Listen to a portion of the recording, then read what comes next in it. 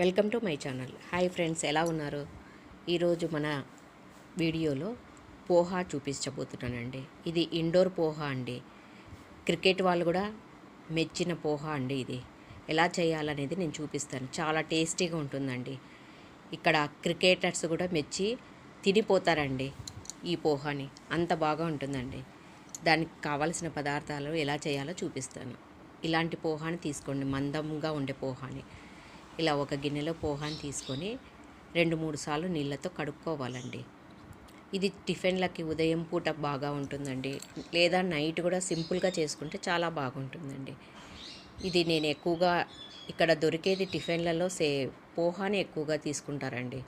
మనలాగా హెవీగా దోశలు, ఇడ్లీలు ఇలాంటివి ఏవి తీసుకోరు. పోహాని డైలీ టిఫిన్లకు తీసుకుంటారండి. చూడండి, ఇలా కొన్ని నీళ్ళల్లో నానబెట్టుకోవాలి. 2-3 సార్లు కడిగిన తర్వాత నానబెట్టుకోవాలి. తర్వాత ఒక కడాయి తీసుకొని, నేను ఆవాల నూనె వాడతానండి. ఇలా ఆవాల నూనె కొంచెం వేసుకొని, ఆవాల నూనె కొంచెం కాగాలండి. ఎందుకంటే వాసన ఉంటుంది కాబట్టి కొంచెం కాగితే పొగలు వచ్చిన తర్వాతనే మనము పోపు దినుసులు వేసుకోవాలి. లేదంటే రొంత చేదు వస్తుందండి. కానీ ఇది హెల్దీ అండి. ఆవాల నూనె ఎముకల పుష్టికి చాలా మంచిదండి. శరీరంలో వేడిని కూడా బాగా ఉంటుందండి. ఇక్కడ ఎక్కువగా వాడతారు ఆవాల నూనెని. ఇలా నూనె కాగిన తర్వాత కొంచెం జీలకర్ర వేసుకోవాలండి. నేను చూపించే విధంగా చేసుకోండి, చాలా బాగుంటుంది. కొంచెం జీలకర్ర వేసుకోవాలండి. చూడండి, తర్వాత సోప్ వేసుకోవాలండి. పోహాకు సోప్ వేసుకుంటేనే చాలా టేస్ట్గా ఉంటుందండి. చాలామంది సోపు వాసన పడదు, ఏం బాగుంటుందని అనుకుంటారేమో, కానీ అది అలవాటు చేసుకుంటే చాలా బాగుంటుందండి. డైజెషన్ ప్రాబ్లం కూడా ఉండదు సోపు వాడితే.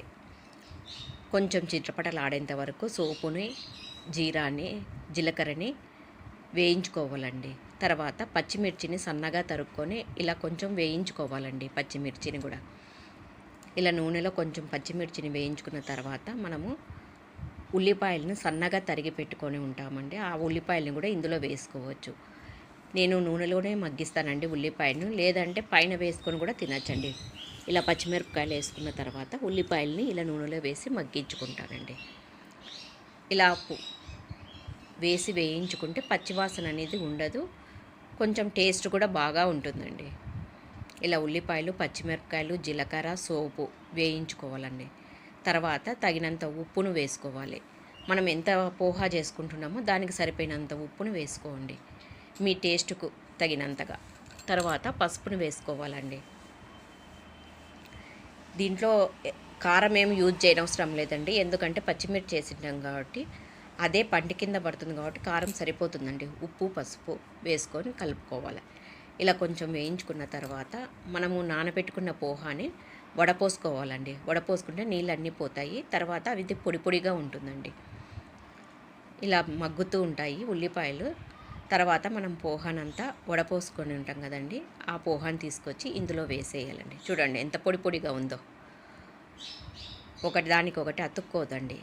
చాలాసేపు నానబెడితే అంతా నుసి అవుతుంది. అలా కాకుండా ఒక 10 నిమిషాలు అలా నానబెట్టి తీసేసుకోవాలండి నీళ్ళల్లో నుంచి. తర్వాత ఇలా పోహానంతా మనము ఉల్లిపాయల మిశ్రమంలో బాగా కలుపుకోవాలి.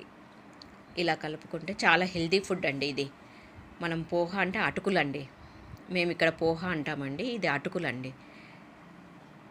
ఇలా అటుకులు తయారు చేసుకున్న తర్వాత ఒక ప్లేట్లోకి తీసుకొని, ఈ సేవు ఇండోర్లోనే మధ్యప్రదేశ్లోనే దొరుకుతుందండి.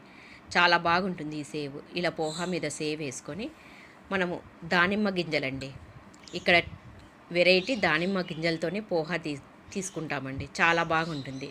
సీజన్ని బట్టి పచ్చి బఠానీల కాలంలో పచ్చి బఠానీలు,